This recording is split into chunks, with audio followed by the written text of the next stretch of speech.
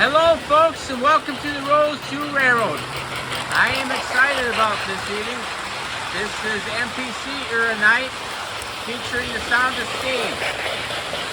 And we could arguably say this is 80s night because all three of these trains running not only are the sound of steam, but all three of them were made in the 1980s. Starting with this one on the inner loop, 8004.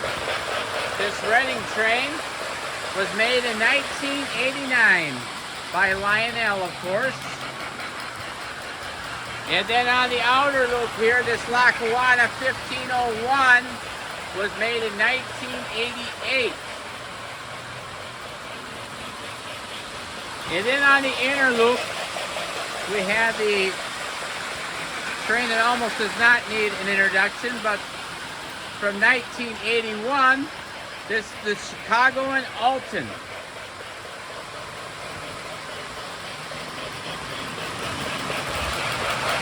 On the honorary siding, we have engine number 8206 from 1972. And off the beaten path on the road here, we have a Marx engine, 1666. Obviously, being a Marx, this is not the sound of steam. This is the sound of power. And this one was made in the late 1960s.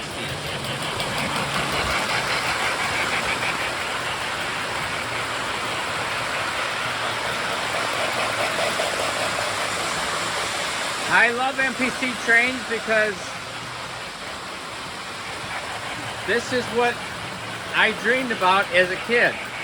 I was born in 1970, the start of the MPC era. As a matter of fact, today is my 55th birthday. But when I would see these trains in the catalog, this is what I could dream about. I can remember seeing an engine and tender like this in the JCPenney catalog. And it was on a real nice block of wood to be displayed, and it was a couple $100. And that was way out of my price range. So I guess now that I'm growing up and I at least have a real job, I can seek these out every now and then. Let me take you over to the catalogs. So this is my 1972 catalog, and there is that locomotive there. The engine number is, oh, you can't hardly read it on there, but it's over there. It's 8206, and it's over here. Unfortunately, it does not have a price on it. This locomotive right here, folks, is where it all began. This was the very first sound of steam by Lionel. So this is where they started in with the sounds, and you know, arguably saying this is where it started out and led to the beautiful sounds we got today. This is my 1981 catalog, and there is the Chicago and Alton. None of these have price tags, by the way. Later on, they came out with the diner car. I can't tell you exactly what year it was. I want to say it was in the early 90s, but I do have that car too. Here is my Lackawanna train, 1501. This is the 1988 catalog, and you can see it's on the cover, so this probably was the main ingredient for 1988. And this is my Reading. And this is 1989. I do not have anything to show the Marx train I have out here. So yeah. I tell you what, it is loud in here, but I love it. Let me play some music for you.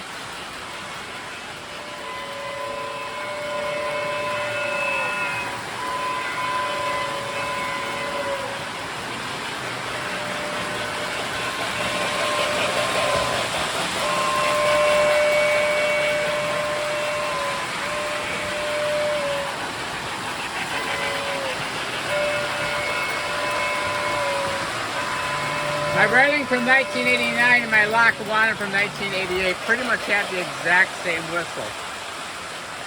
Let me play this. Obviously, I can't really run this beyond the short track, but I can at least run the whistle.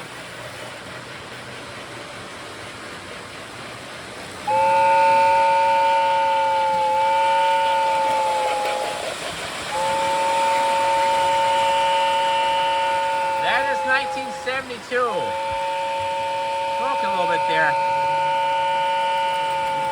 From what I've read, these ones from 1972, they had a lot of problems with the whistle, and that's why they went away with the whistle later. But mine has always worked good. The sound on it could be a little better, but it does work. So, considering, you know, what it is, I'm happy with it.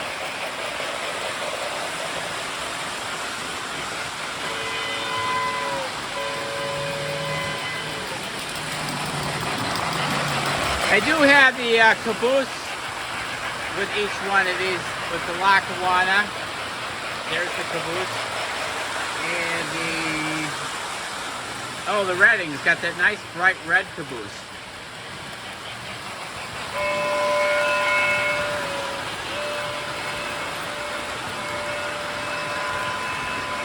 I'm running my Menards Pinup cars tonight only because, I don't know, it was easy to grab them. The one that the Lackawanna is running, the Menards cars are from the first series of Pinups. The one on the inner loop is from the second series of Pinups. I'm pretty sure that I got every single one of those Pinup cars except one. From the first series here, there's one called Yankee Lady, where she's holding Uncle Sam's hat over her mammary glands, and I'd like to get that one, but every time I've seen it on eBay or something, it's like priced out of this world. You know, I want it, but I'm not a nut, you know. So yeah, if one of you guys know of somebody that's got that Yankee Lady that would sell it to me at a decent price, let me know in the comments. But yeah, this is a lot of fun for me.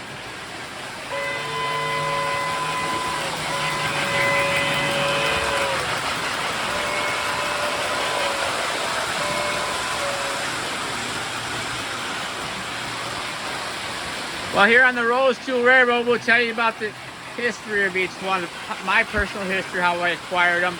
Some of these I've already gone over, but I'll go over it again. I'll start out with this one that's on the road here, this little Marx train. This has got the sound of power. It's all right here. It's got a wheel that goes around. And it just makes a chugging noise. It does not have a whistle. But quite honestly, that thing makes a real nice chugging noise, and I don't know too many people that have had problems with them. But the story goes on that one.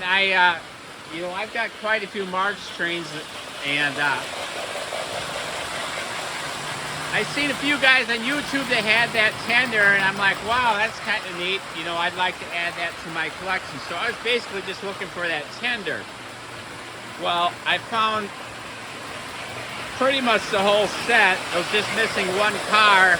Found that on eBay, and because it was missing that one car, a guy was selling the whole set cheap. I mean cheap, like 60 bucks.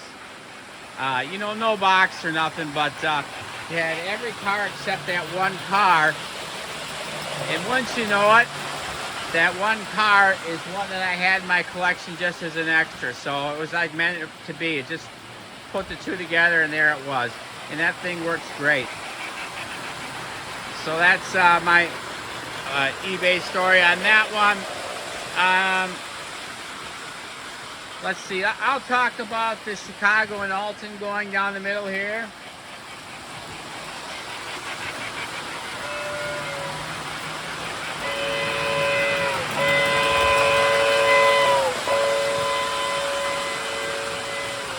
That one there is a Craigslist find.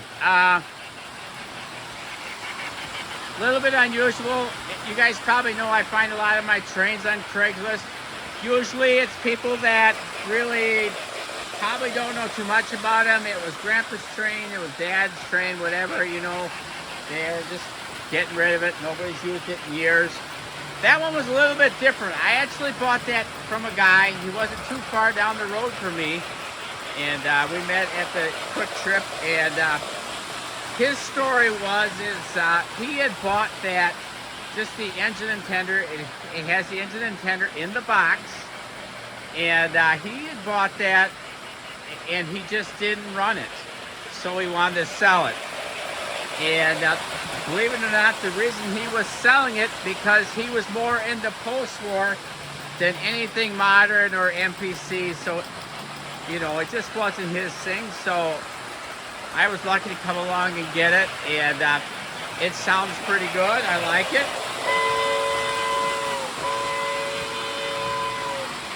I did not have the cars for it.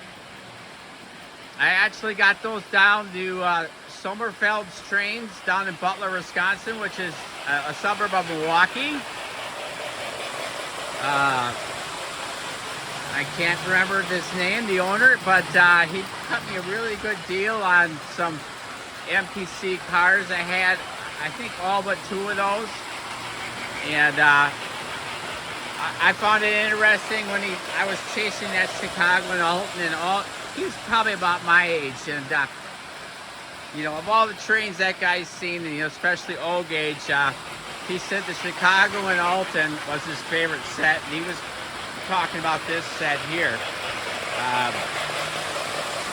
So yeah, I thought that was pretty cool, and like I said, I believe there's 6 cars there. Let's see, 1, 2, 3, 4, 5, 6. Yeah. So yeah, I got 4 of them there, and then I got the remaining car on eBay from the original set, and then that diner car, which is the second one from the end with those 3 black smokestacks. I finally found that, I believe, on eBay, and that was a little bit hard to get. I watched and watched for a while and finally got it, you know. Now for the story. Let's do the Reading.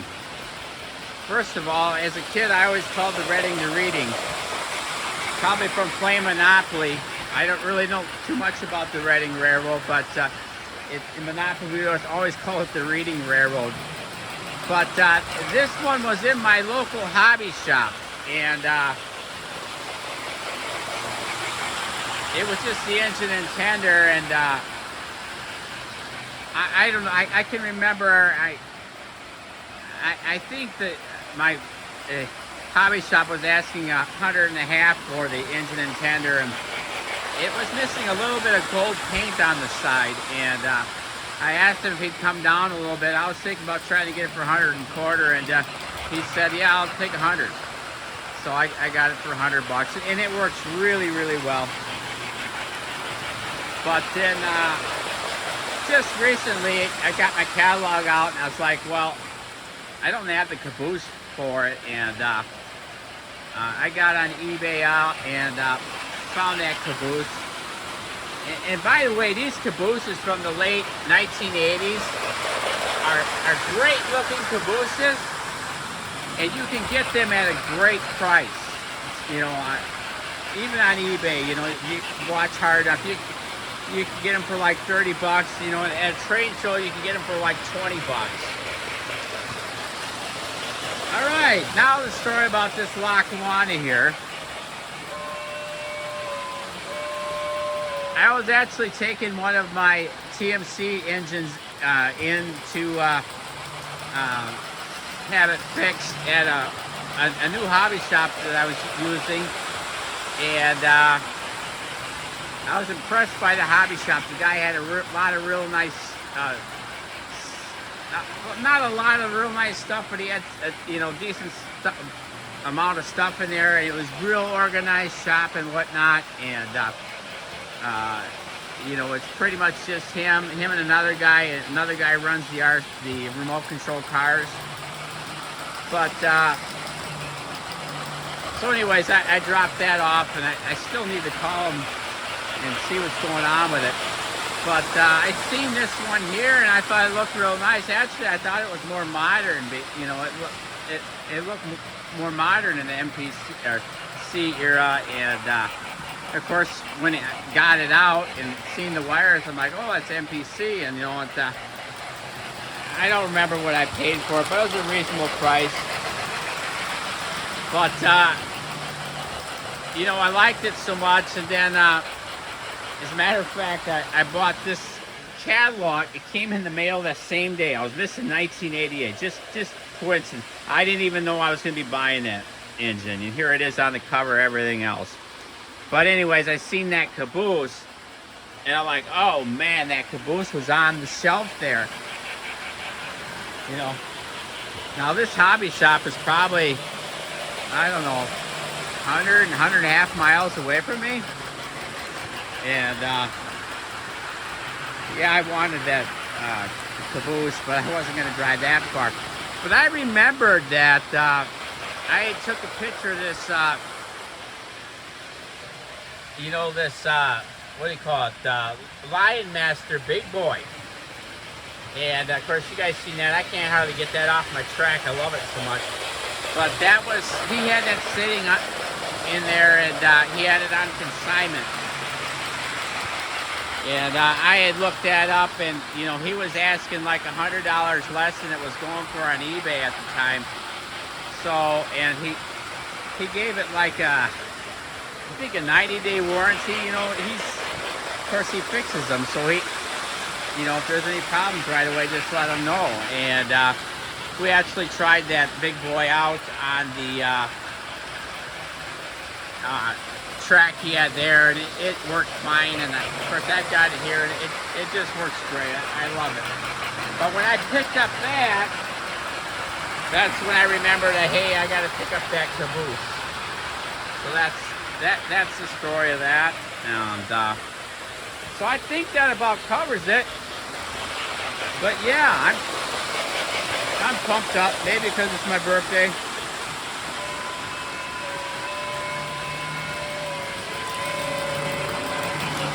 But when I see these things, they bring back childhood memories, you know.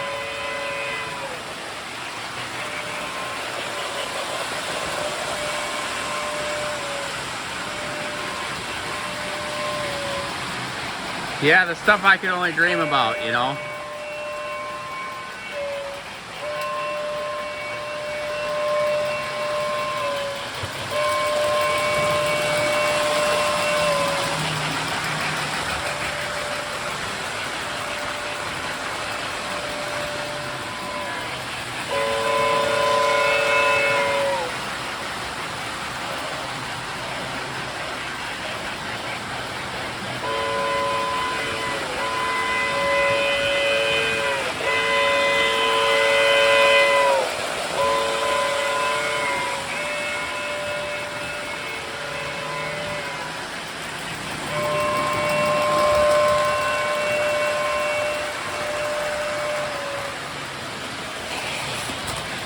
Whoop! Got a little excited there.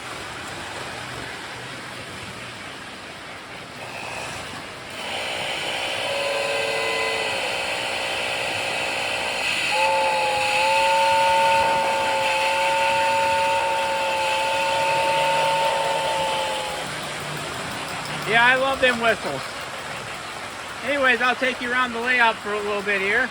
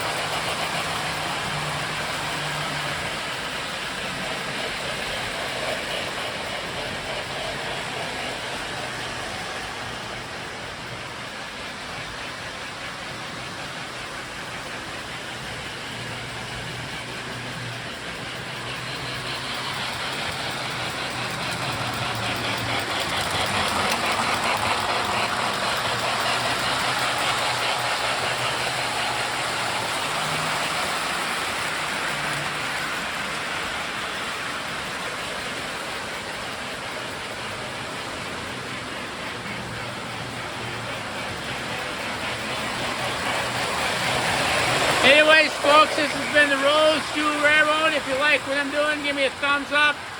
I love reading comments, and please consider subscribing. And thank you very much for watching this video of the Rose Jewel Railroad. Bye now.